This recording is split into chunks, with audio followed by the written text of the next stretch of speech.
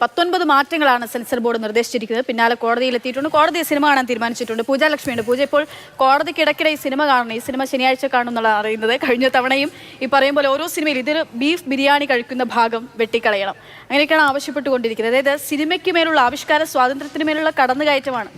ഡ്യൂട്ടിക്കിടയിലും cinema കാണാൻ വേണ്ടിയിട്ടുള്ള entertainment ഇപ്പോൾ കോടതിക്ക് കിട്ടുന്നുണ്ട്. പക്ഷെ അതിൽ ഒളിഞ്ഞിരിക്കുന്ന പ്രശ്നം അതെ എന്നാലും നടപടിയുടെ ഭാഗമായിട്ടാണല്ലോ. അതിൽ ഒളിഞ്ഞിരിക്കുന്ന ഒരു പ്രശ്നം കുറേ നാളായിട്ട് നമ്മൾ ചർച്ച ചെയ്യുന്ന ഒന്നാണ്. ഒരുപാട് സിനിമകൾ ഇപ്പൊ അടുത്ത് നോക്കുകയാണെങ്കിൽ Empuraan, Janaki versus state of Kerala. ജാനകിയാണ് അത്രത്തോളം വലിയ പ്രശ്നമതി. ഈ ജാനകി അങ്ങ് ഹിന്ദിയിലും പ്രശ്നം ഉണ്ടാക്കിയിട്ടുണ്ട്. അങ്ങനെ ഒരു സംഭവം കൂടിയുണ്ട്. ഛത്തീസ്ഗഡ് ഭാഷയിലുള്ള ഒരു സിനിമയായിരുന്നു അത്. മൊഴി മാറ്റി ഹിന്ദിയിലേക്ക് വരുന്നു. സെൻസർ ബോർഡിന്റെ മുന്നിൽ വന്നപ്പോഴത്തേക്കും ആ ജാനകി അവിടെ പറ്റത്തില്ല. പക്ഷെ ബോംബെ ഹൈക്കോടതി തിരിച്ചൊക്കെ നോട്ടീസ് അയച്ചിട്ടുണ്ട്. സീത എന്നുള്ളൊരു പേര് അതിന്റെ മറുപേരായ ജാനകി പ്രശ്നമാകുന്നു. ഒരു സിനിമയുടെ പേര് പ്രശ്നം വരുന്നു, അതിലെ കഥാപാത്രങ്ങളുടെ പേര് പ്രശ്നം വരുന്നു.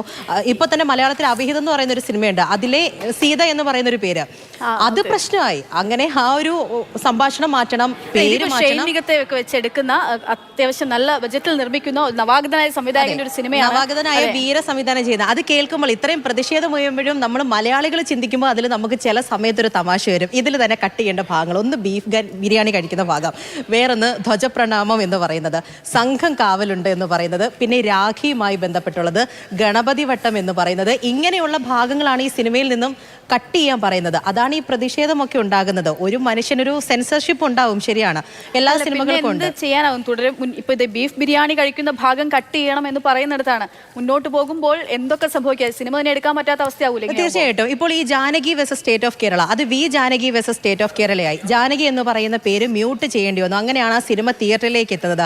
ആ ഒരു പേരൊക്കെ ഇനി സിനിമയിൽ ഇടാൻ പറ്റില്ലേ? ഒന്ന്, ഈ ഭാഗങ്ങളെല്ലാം ഇപ്പോൾ ഈ ഹാൽ സിനിമയിൽ തന്നെ ഈ ഭാഗങ്ങളെല്ലാം കട്ട് ചെയ്ത് കളയുന്നു എന്ന് മാത്രമല്ല, നിങ്ങൾക്ക് ഞങ്ങൾ തരാൻ പോകുന്നത് എ സർട്ടിഫിക്കറ്റ് കൂടിയാണ്. എന്ത് കാര്യത്തിന്? അത് അങ്ങനെയാണ് കോടതിയിലേക്ക് കയറുന്നത്. ഇവിടെ കത്തോലിക്ക കോൺഗ്രസ് കൂടി രംഗത്ത് വന്നിട്ടുണ്ട്. അതായത് ലവ് ജിഹാദ് ചേർത്ത് ബിഷപ്പിന്റെ പേര് പറയുന്നു, ആ തരത്തിൽ പരാമർശിക്കുന്നു എന്ന് പറഞ്ഞിട്ടാണ്. അപ്പോൾ എല്ലാ ഇടങ്ങളിൽ നിന്നും സെൻസർ ബോർഡ് ഇങ്ങനെ വെട്ടി നിൽക്കുന്നു, മറ്റൊരിടത്തുനിന്ന് അപ്പോൾ സ്വാഭാവികമായിട്ടും ഞങ്ങൾക്ക് എന്തുകൊണ്ട് നിയമ നടപടിയായി മുന്നോട്ട് പോയിക്കൂടാ എന്ന് പറഞ്ഞുകൊണ്ടാണ് ഈ കക്ഷി ചേരുന്നത്. അതെ, അങ്ങനെയാണ്. ഇപ്പോൾ കത്തോലിക്ക കോൺഗ്രസ് ഇടയ്ക്ക് വെച്ച് ഷോൺ ജോർജ് ഇതുമായി ബന്ധപ്പെട്ടൊന്ന് ഊതി കത്തിക്കാനൊക്കെ നോക്കിയിട്ടുണ്ടായിരുന്നു. അങ്ങനെയുള്ള പല വിധത്തിലുള്ള പ്രശ്നങ്ങളാണ് ഇതിൽ.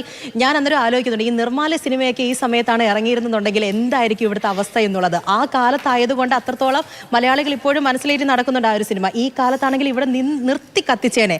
അതുപോലത്തെ ഒരു കാര്യമാണ്. ഇവിടെ തന്നെ ഇപ്പോൾ ഇത്രയും ഭാഗങ്ങൾ കട്ട് ചെയ്യുന്നു, അത് കഴിഞ്ഞ് ഒരു എ സർട്ടിഫിക്കറ്റും കൊടുക്കുകയാണ്. അതിൽ വലിയ അക്രമ ആ രീതിയിലുള്ള സീനുകളൊന്നും തന്നെയില്ല, ലൈംഗികതയുമായി ബന്ധപ്പെട്ടുള്ള കാര്യങ്ങളൊന്നുമില്ല.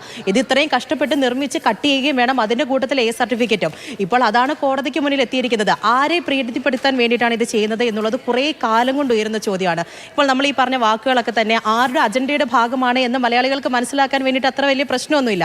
ഇടയ്ക്ക് ഒരു ഇന്റർവ്യൂവിൽ നിഖില വിമൽ പറഞ്ഞതുപോലെ ഇതൊക്കെ അങ്ങ് ഇവിടെ പറ്റത്തില്ല എന്നുള്ള കാര്യം മാത്രമേ ഞങ്ങൾക്ക് ഇവിടെ ബീഫ് കഴിച്ചത് പ്രശ്നമാകുന്നു എന്നുള്ളതാണ്.